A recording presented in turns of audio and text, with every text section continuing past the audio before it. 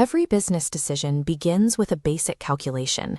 You measure the money coming in from sales, your total revenue, against the total cost of all your expenses. The relationship between these two numbers is the primary factor that determines whether a business enters or exits a market. When total revenue fails to cover total costs, including both your explicit bills and your implicit opportunity costs, the firm is in a state of economic loss. We define this as a subnormal profit. If the revenue exactly matches the total cost, the firm earns a normal profit. This represents an economic profit of zero, which is the precise minimum a business needs to cover its costs and justify staying in operation. Any revenue earned above that normal threshold is called a supernormal profit. It is the surplus that exists once every cost of doing business has been met. These three states represent the different thresholds for market change. Identifying whether a firm is making a subnormal, normal, or supernormal profit is the first step in determining how that business will have to respond to its competition. This chart shows a perfectly competitive market in the short run. Let's focus on the middle graph. In this scenario, the firm earns a normal profit because the market price is level with the average cost of production. However, market shifts can create temporary advantages. If the price rises, the firm earns a supernormal profit, shown here by the green shaded area. If market demand drops or costs rise, the firm may fall into a subnormal profit, where it can no longer cover its total costs, as shown in the red area. Because there are no barriers to entry or exit, these profits act as triggers. Subnormal profits force struggling firms to flee the market, while supernormal profits attract new firms looking for that surplus. This chart shows the long-run result of that movement. As new firms enter to chase the surplus, the market supply increases, which pulls the price down. The price eventually settles at the point where it just touches the minimum average cost.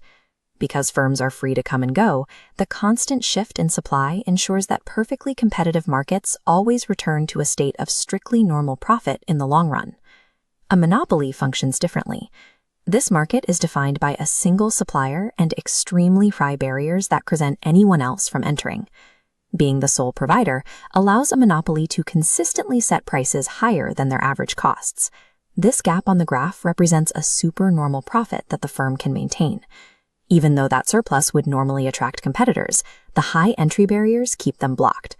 Without the pressure of new competition to drive prices down, a monopoly is the only structure that can sustain these supernormal profits through both the short and long run. In monopolistic competition, businesses use product differentiation to gain some pricing power. This chart shows how that differentiation creates a downward sloping demand curve, allowing for short-run supernormal profits. Since this market also allows for free entry and exit, consider what that means for these profits in the long run.